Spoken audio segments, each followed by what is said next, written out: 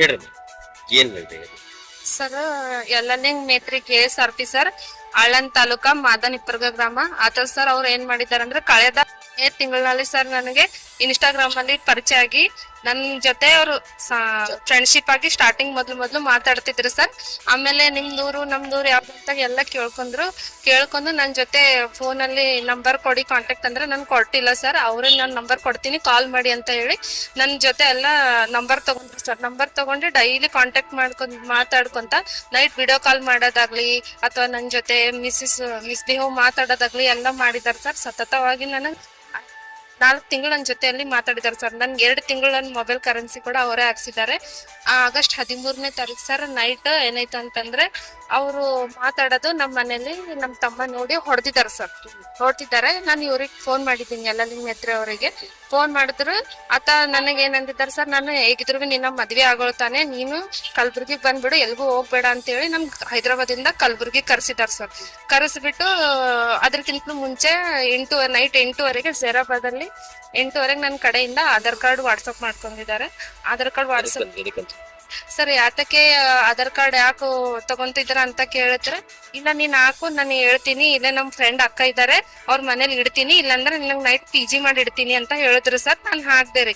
ಆಮೇಲೆ ಸುಮಾರು ಟೈಮು 10 ಗಂಟೆ ಆಗಿತ್ತು ಸರ್. 10 ಗಂಟೆಗೆ ನಾನು ಉಮ್ನಾಬಾದ್ ರಿಂಗ್ ರೋಡ್ ಉಳ್ಕೊಂಡೆ.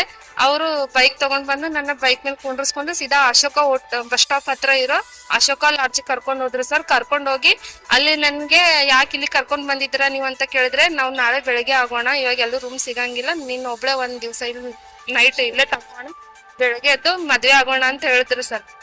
ನಾನು ಇಲ್ಲಿ ನೀವು ಒಬ್ರನ್ನ ಒಂದ್ ಕಂಡೀಷನ್ ಹೇಳಿದೆ ಸರ್, ನೀವು ಇಲ್ಲಿ ಇರಬಾರ್ದು, ನಾನು ಒಬ್ಳೆ ಇರ್ತೀನಿ ರೂಮಲ್ಲಿ, ನೀವು ಹೋಗಿ ಇರ್ಬೇಡಿ ಅಂತಂದ್ರೆ, ಇಲ್ಲ ನಾನು ಹೇಗೂ ಮದ್ವೆ ಆಗೋಳಲ್ಲ ಅಂತ ಹೇಳ್ಬಿಟ್ಟು ನನ್ ಜೊತೆನೆ ಉಳ್ಕೊಂಡು ನನ್ ಜೊತೆ ದೈಹಿಕ ಸಂಪರ್ಕ ಬೆಳೆಸಿ ನನ್ನ ಮಿಸ್ಯೂಸ್ ಬಳಸ್ಕೊಂಡು ಸರ್ ಬೆಳಿಗ್ಗೆ ನನ್ನ ಬಿಟ್ಟು ಹೋಗಿದ್ದಾರೆ ಸರ್.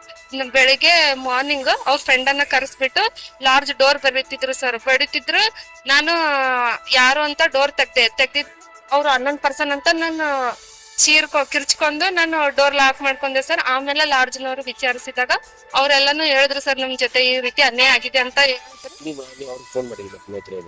ಸರ್. ಅದಾದ ನಂತರ ನಾನು ಫೋನ್ ಮಾಡಿದೆ ಸರ್. ನಾನು ನೀವ್ ಯಾಕೆ ಇಲ್ಲಿ ಇಟ್ಟಿದ್ದೀರಾ, ನನಗೆ ಇರಾಕ್ ಮದ್ವೆ ಮಾಡ್ಕೋತೀನಿ ಅಂತ ಹೇಳ್ತೀರಾ, ಬನ್ನಿ ಕರ್ಕೊಂಡ್ ಹೋಗಿ ಅಂತ ನಾನು ಫೋನ್ ಮಾಡಿದೆ ಸರ್. ಫೋನ್ ಮಾಡಿದ್ರೆ ನನಗ್ ಡ್ಯೂಟಿ ಇದೆ, ಬಂದೋಬಸ್ತ್ ಡ್ಯೂಟಿ ಇದೆ, ನೀನ್ ಗುಲ್ಬರ್ಗ ತಿಮ್ಮಾಪುರಿ ಚೌಕ್ ಹತ್ರ ಗುಲ್ಬರ್ಗ ರೆಸಿಡೆನ್ಸಿಯಲ್ಲಿ ನೀನ್ ದುಡ್ಡು ಕೊಟ್ಟಿನಲ್ಲ, ನೀನ್ ಉಳ್ಕೋ, ಅಲ್ಲೇ 3 ದಿವಸ ಉಳಿ, ಅದ್ರ ನಂತರ ನಾನು ಕರ್ಕೊಂಡ್ ಹೋಗ್ತೀನಿ ಅಂತ ಹೇಳಿದ್ರು ಸರ್. ಅವರೇ ಇರಕ್ ಹೇಳಿದ್ರು ಸರ್. ನಾನ್ 3 ದಿವಸ ಅಲ್ಲೇ ಉಳ್ಕೊಂಡಿನ್ರಿ ಒಬ್ಬಳೆ. ಅದಾದ ನಂತರ ಮಿಸ್ಯೂಸ್ ಆದ ನಂತರ ನನಗ್ ಬ್ಲೀಡಿಂಗ್ ಆಗಕ್ ಶುರು ಆಯ್ತು ಸರ್. ಆಮೇಲೆ ನಾವು ಫೋನ್ ಮಾಡಿದ್ವಿ, ಈ ರೀತಿ ಆಗ್ತಾ ಇದೆ ಬನ್ನಿ ಅಂತಂದ್ರೆ, ಆಸ್ಪತ್ರೆ ತೋರಿಸ್ತೀನಿ ನಿನಗೆ, ನೀನ್ ಅಲ್ಲೇ ಇರು, ನಾನ್ ಬರ್ತೀನಿ ಅಂತ ಹೇಳಿ ಅವತ್ತು 14ನೇ ತಾರೀಕು ಸರ್ ಸಂಜೆ ನೈಟ್ ರೀ ಆತ ಬಂದ್ರು ಸರ್. ಬೈಕ್ ತಗೊಂಡ್ ಬಂದು ನನ್ನ ರೆಸಿಡೆನ್ಸಿ ಕರ್ಕೊಂಡ್ ಹೋಗಿದ್ರು ಸರ್. ಪಂಜಾಬ್ ರೆಸ್ಟೋರೆಂಟ್ಸ್ ಅಲ್ಲಿ ಕರ್ಕೊಂಡ್ ಹೋಗಿ ಊಟ ಮಾಡಿಸ್ಕೊಂತಂದು ಮತ್ತೆ ಬಿಟ್ಬಿಟ್ಟು ಮತ್ತೆ ಹೋಗಿದ್ದಾರೆ. ಅದಾದ ನಂತರ ನೆಕ್ಸ್ಟ್ ಡೇ ದಿನ ನಾನು ಕಾಲ್ ಮಾಡಿದೆ ಸರ್ ಅವ್ರಿಗೆ. ಕಾಲ್ ಮಾಡಿದ್ರೆ ಎಲ್ಲಿದ್ದೀರಾ ಬನ್ನಿ, ಮತ್ತೆ ಮದ್ವೆ ಆಗೋಣಲ್ವಾ, ಮತ್ತೆ ಬನ್ನಿ ನನ್ನ ಕರ್ಕೊಂಡ್ ಹೋಗಿ ಅಂತಂದ್ರೆ, ಇಲ್ಲ ಇನ್ನು ನನಗ್ ಡ್ಯೂಟಿ ಇದೆ, ಅಲ್ಲೇ ಕಂಟಿನ್ಯೂ ಮಾಡ ಅಂತ ಹೇಳಿ ನಾನು ಒಬ್ಳೆ ಬಿಟ್ಬಿಟ್ಟು ಹೋಗಿದ್ದಾರೆ ಸರ್. ಅದು ಆದ ನಂತರ ನಾನು ಯಾರಿಗೂ ವಿಷಯ ತಿಳಿಸಿರ್ಲಿಲ್ಲ. ನನ್ನ ಪ್ರಾಬ್ಲಮ್ ತಾಳಕ್ ಆಗ್ಲೇ ನಮ್ಮ ಅಣ್ಣವ್ರಿಗೆ ಕಾಲ್ ಮಾಡಿ ಹೇಳಿ ಸರ್. ಕಾಲ್ ಮಾಡಿ ಹೇಳಿದ್ರೆ ಅವರು ಎಲ್ಲಾನು ತಿಳಿಸ್ಬಿಟ್ಟು ಸಮಾಜದ ಮುಖಂಡರಿಗೆ ಎಲ್ರಿಗೂ ತಿಳಿಸ್ಬಿಟ್ಟಿದ್ದಾರೆ ಸರ್. ಸತತವಾಗಿ 3 ಸರಿ ಕರೆಸಿ ಮೀಟಿಂಗ್ ಮಾಡಿದ್ದಾರೆ ಸರ್ ಸಮಾಜದ ವತಿಯಿಂದ. ಅವರೆಲ್ಲ ಬಂದು ಮೀಟಿಂಗ್ ಮಾಡಿದ ನಂತರನು ಸರ್, ಇಲ್ಲ ಸರ್ ತಪ್ಪಾಗಿದೆ ಸರ್, ದೈಹಿಕ ಸಂಪರ್ಕ ಬೆಳೆಸಿದ್ದೀನಿ, ಆಕಿಗೆ ಮದ್ವೆ ಆಗಕ್ ಆಗಲ್ಲ, ನಾನು ಜೀವನಾಂಶ ಕೊಡ್ತಿದ್ದೀನಿ ಅಂತ ಹೇಳ್ತಿದ್ದಾರೆ ಸರ್. ನಾವು ಪೊಲೀಸ್ ಸ್ಟೇಷನ್ಗೂ 23 ತಾರೀಕು ಹೋಗಿ ಪೊಲೀಸ್ ಸ್ಟೇಷನ್ ಕಂಪ್ಲೇಂಟ್ ಕೊಟ್ಟಿವಿ ಸರ್.